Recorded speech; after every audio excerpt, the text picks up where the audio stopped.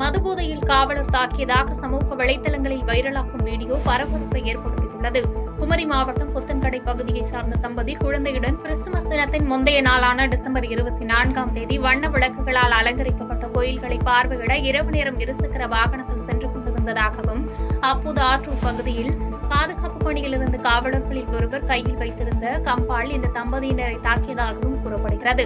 இதில் கணவர் தலையில் இரத்த காயம் ஏற்பட்டுள்ளது. இதை பார்த்து அங்கிருந்த ஊர் மக்களும் போலீசாரிடம் வாக்குவாதத்தில் ஈடுபட்டனர். மேலும் கம்பால் தாக்கிய அந்த காவலர் மதுபோதையில் இருந்ததாக கூறப்படும் நிலையில் இதுகுறித்து பாதிக்கப்பட்ட தம்பதி புகார் அளித்த போது திருவட்டாறு காவல்துறையினர் நடவடிக்கை எடுக்கவில்லை என்று புகார் எழுந்துள்ளது.